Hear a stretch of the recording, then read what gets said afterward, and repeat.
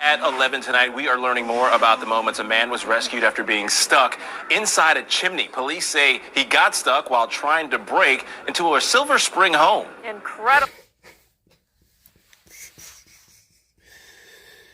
Oh. All I'm going to say is this is the best outcome for that guy. This is the best. We're in the dead of winter.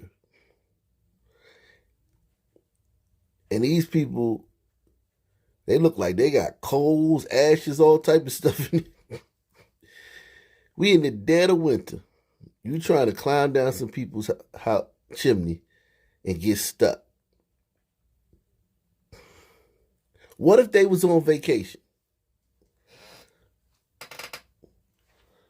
What if they had taken a long vacation? What if they had decided, you know what, it's kind of nippy in here. Or, you know, the kids are asleep. Let's have a romantic, you know, night by the fireplace, dear.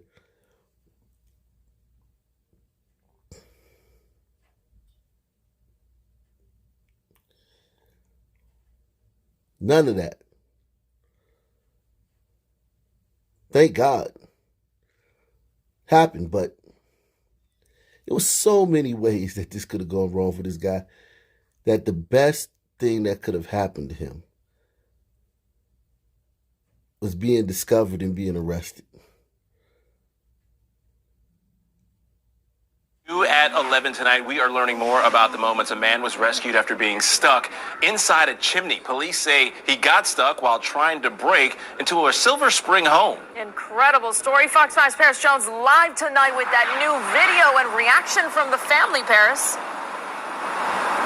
Yeah, that's right. And I can tell you they don't feel safe in their home. And that's because they're still trying to figure out who this guy was and why in the world he tried to come in through the chimney.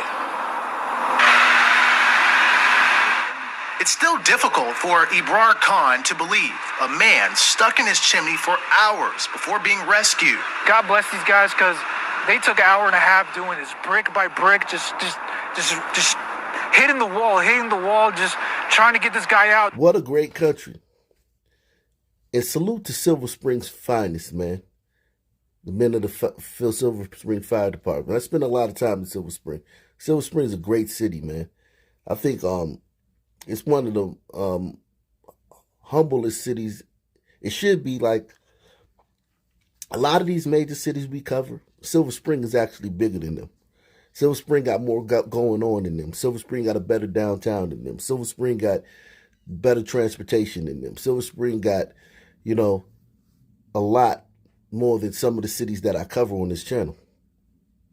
And maybe I do more stuff on Silver Spring this year, because Silver Spring, I spend a lot of time in there. A lot of immigrants, a lot of Ethiopians are big out there. I mean, they got their own little section where they, you know, almost all the restaurants down there are Ethiopian. Cafes, too. A lot of different other groups, too. Of course, you got your Sun people and your gliders out there, too, and your hombritos. But you got a lot of different other groups out there, too, that very successful. And this guy right here looks like he's from somewhere. He looks like a Sun Sand man. And he came over here, got a house. Probably first generation. And had this happened in his country, the outcome for this guy would have been a lot different. They might have said, leave him up there. Good riddance. He deserves it for being a thief. Or the guy might have been like, you're not breaking my chimney down just to get some. Nah. He would have counted all his kids. All right, everybody counted 4. All right, yeah, nah, leave him in there. But in America, great country, men of the fire department, they have an oath, they do it. Blah, blah, blah. There's no like, you know what? Shouldn't have been doing that anyway. Leave him in there. And I promise you, in a lot of countries, they would do that. Especially in the motherland. They'd be like, you mean break this whole chimney down to get this guy out that was trying to break? Leave him in there. Still trying to figure out who this guy was and why in the world he tried to come in through the chimney.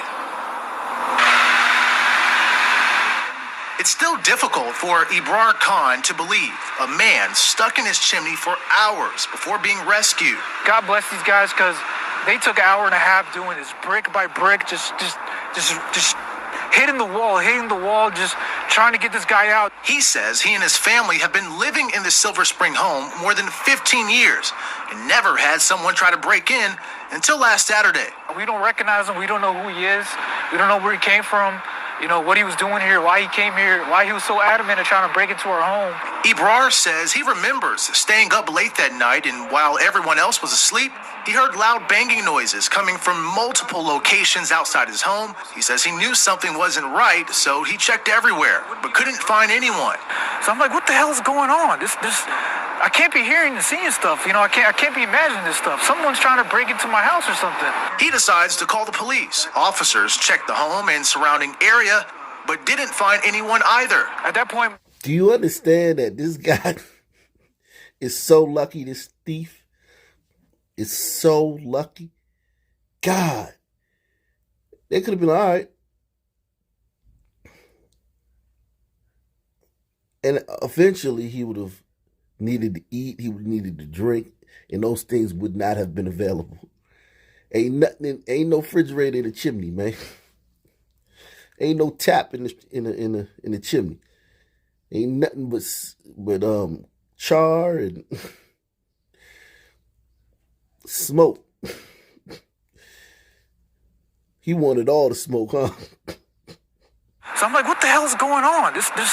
I can't be hearing and seeing stuff. You know, I can't be imagining this stuff. Someone's trying to break into my house or something. He decides to call the police. Officers checked the home and surrounding area, but didn't find anyone either. At that point, my family's also like, you know, I don't know if we can believe you. You know, like, we don't know if it's an animal. It's probably a raccoon, a cat. You know, this is I'll go back to sleep. But Ibrar says he was positive someone was trying to break in, so he stayed up. A few hours later, he heard noises again, and it sounded like someone was screaming and crying. Eventually, he deduced the only place they could be was the chimney. I start going closer into the walls, and I'm trying to hear. I'm trying to listen, and I start hearing it again. Jesus, Jesus, Cristo, hallelujah, hallelujah, hallelujah, over and over and over again. And you can hear the man crying out in this brand new video sent to Fox 5 today.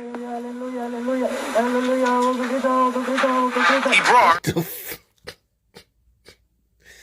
Hey, man, I guess, look. Why not, man? I don't know if he was upside down. I don't know if he was, how he was in there configured.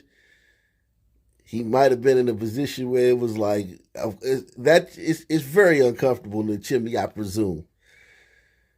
So his prayers were answered. And you can hear the man crying out in this brand new video sent to Fox 5 today. Ibrar then calls 911 again. Police come back, and now they hear him too, crying out for help. Then firefighters were called. And they said they saw someone in there. And they said, oh my God, someone's stuck in there. How the hell do we take him out of here? So that's when they decided the best thing to probably do is to try to extract him out from within. Which they did. The man, covered in ashes and alive after spending hours inside and being checked on by EMTs, as you can see in this never-before-seen video. Thankfully, you know, this guy didn't die. He ended up saving a life at the end of the day, because if they didn't believe me, God knows what would happen. He would have still been stuck in there. Well, what would have happened is, after a while, depending on how the guy was configured and how he was positioned in there, he would have fallen asleep.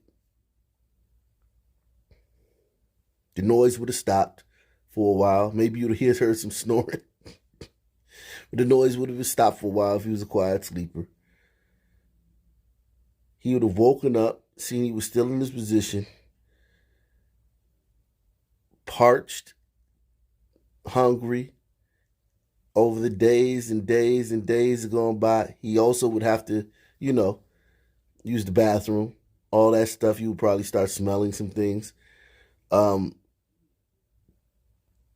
then eventually he would have gone to the other side.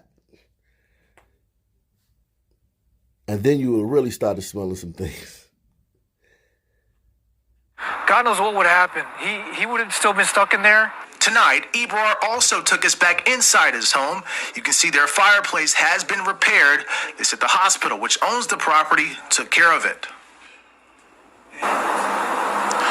And he says the family is still shaken up about this. They just want to make sure that nobody is targeting them or this person didn't have any accomplices.